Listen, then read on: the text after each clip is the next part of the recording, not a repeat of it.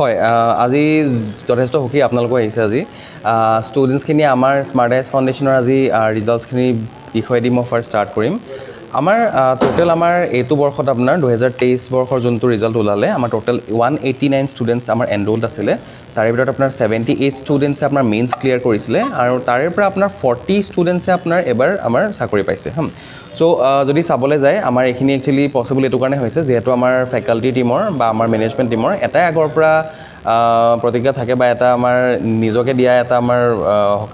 সন্মান থাকে যে আমি স্মল বেটছেছ আৰু গ্ৰেট ৰিজাল্টছ উলিয়াম বুলি চ' আমাৰ প্ৰত্যেকটো বেটছত আমি অকল 120জন ষ্টুডেণ্ট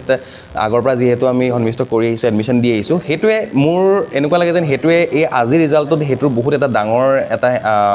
হাত আছে বুলি মই এইকাৰণে ক'লোঁ যিহেতু ইমান সৰু বেটছেছখিনি লৈছিলোঁ কাৰণে 189জন ষ্টুডেণ্টক পঢ়োৱাৰ পিছত 40জন ষ্টুডেণ্টছ আজি পাছ কৰিছে চ' আশা কৰোঁ আমাৰ স্মাৰ্ট আইজ ফাউণ্ডেশ্যনৰ পৰা ভৱিষ্যতে ফেকাল্টিজ বা ষ্টুডেণ্টে আৰু কষ্ট কৰিব তেওঁলোকে আৰু নেক্সট ইয়েৰ আমি আৰু ৰিজাল্ট দিবলৈ আমি সক্ষম হ'ম আৰু with a great ratio' enrolment to pass ratio' নাই বাট আমি গ্ৰেজুৱেটিং বা গ্ৰেজুৱেট ষ্টুডেণ্টছক আমি এনকাৰেজ কৰোঁ কাৰণ মিনিমাম কোৱালিফিকেশ্যন আপোনাৰ যিহেতু এক্সামটোৰ কাৰণে গ্ৰেজুৱেশ্যন লাগে ষ্টিল এনেকুৱাও নহয় যে ক্লাছ 9, 10, 11, 12ৰ ষ্টুডেণ্টে যে হাই ছেকেণ্ডেৰী ষ্টুডেণ্টে যে এক্সামটোৰ কাৰণে প্ৰিপেৰেশ্যন কৰিব এনেকুৱা নহয় বাট যিহেতু তেওঁলোকৰ অলৰেডি যোনখিনি পাঠ্যপুথি তেওঁলোকে ক্লাছৰ বা কলেজৰ থাকে সেইখিনি লগত তেওঁলোকৰ অলপমান মেবি বেছি তেওঁলোকৰ হৈ যায় যেন ফিল হয় ত' আমি সেইকাৰণে কওঁ গ্ৰেজুৱেটিং বা গ্ৰেজুৱেট ষ্টুডেণ্ট হ'লে বেছি ভাল হয় তেওঁলোকে অনলাইন বা অফলাইন যোগে আমাৰ ইয়াত জইন কৰিব পাৰে তেওঁলোকৰ জাষ্ট অনলাইন যোগে তেওঁলোকৰ এটা নেট কানেকশ্যন বা এটা তেওঁলোকৰ মোবাইল হ'লেই হ'ল তেওঁলোকে য'ৰ পৰা নহ'লেও আমাৰ ক্লাছখিনি কৰিব পাৰে আৰু অফলাইনটোতো আমি তিনিআলিত আমাৰ আছে ক্লাছেছ অফলাইন তেওঁলোকে ইয়াত আহি মেলি কৰিব পাৰে ক্লাছ আমাৰ আগৰ পৰা একচুৱেলি দেখা যায় যে আপোনাৰ অসমীয়া মিডিয়ামত আপোনাৰ পাঠ্যপুথি প্ৰদান কৰা আপোনাৰ ইনষ্টিটিউশ্যনছ বহুত কম আছিলে বা যদিও আছিলে আপোনাৰ ইউটিউব বা নিজৰ প্ৰাইভেট চেনেলছত বহুত শিক্ষকে তেনেকৈ নিজৰ ইণ্ডিভিজুৱেল ষ্টুডেণ্টছ ফেমিলি পঢ়াই থাকে চ' আমি একচুৱেলি এটা ডিচিশ্যন ল'লোঁ যে যেতিয়াৰ পৰা আপোনাৰ মাননীয় মুখ্যমন্ত্ৰী ডাঙৰীয়া যেতিয়াৰ পৰা ক'লে যে আপোনাৰ APSC এতিয়াৰ পৰা আপোনাৰ অসমীয়াটো তেওঁলোকৰ কুৱেশ্যন আনছাৰখিনি বা লিখিব পাৰিব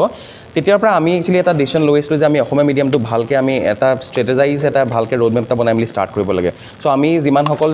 ফেকাল্টিজ আছিলে গোটেই অসমৰ যোনে অসমীয়া মিডিয়ামত আগৰ পৰা পঢ়াই আছে তেওঁলোকৰ নিজৰ প্ৰাইভেট ইউটিউব চেনেলছত বা নিজৰ চেনেলছত আমি তেওঁলোকৰ পৰা এটা আমি বেষ্ট টীম এটা প্ৰিপেয়াৰ কৰিছোঁ তেওঁলোকৰ পৰা আমাৰ অলৰেডি আমাৰ বুক মেটেৰিয়েলছখিনি বনিও শেষ হৈছে গোটেই বুক মেটেৰিয়েলছখিনি যিমানখিনি আপোনালোকে দেখিব অসমীয়া মিডিয়ামত বা ইংলিছ মিডিয়াম গোটেইখিনি আমাৰ ইন হাউচ ডেভেলপ কৰা হৈছে আৰু সেই টীমটো লৈ আমি এতিয়া ৰেডি হৈছোঁ আমাৰ ফাৰ্ষ্ট বেটছ ষ্টাৰ্ট হৈছে 27 ডিচেম্বৰৰ পৰা ষ্টাৰ্ট হ'বলৈ গৈছে আৰু যথেষ্ট সঁহাৰি পাইছোঁ আৰু ষ্টুডেণ্টছখিনিও যথেষ্ট ভাল পাইছে যে এটা নিৰ্ভৰযোগ্য অনুষ্ঠানত এটা অসমীয়া মিডিয়ামত এতিয়াৰ পৰা তেওঁলোকে পঢ়া শুনা কৰি মেলি আগবাঢ়িব পাৰিব আৰু তাৰ লগতে মই এটা বস্তু কওঁ বহুত আগৰ পৰা ষ্টুডেণ্টছখিনিয়ে অসমীয়া মিডিয়ামত যোনে স্কুলিং বা স্নাতক তেওঁলোকে কমপ্লিট কৰি তেওঁলোকে যথেষ্ট এটা ভয় থাকে তেওঁলোকক যে ইংলিছ মিডিয়াম ষ্টুডেণ্টছখিনি আগত আমি ক'ত থাকি যাম হাৰ পৰি যাম বা তাত ইংলিছত আহে এতিয়া তেওঁলোকৰ ভয় কৰিবলৈ কোনো নাই অসমীয়াত আহিব প্ৰশ্ন অসমীয়াত আপুনি লিখিব পাৰিব আৰু অসমীয়াত পঢ়াবলৈ অসমীয়াত বুজাবলৈ আমি আছোঁ যিকোনো খবৰৰ বাবে যোগাযোগ কৰক 7099017330 লগতে 7099017110 নম্বৰত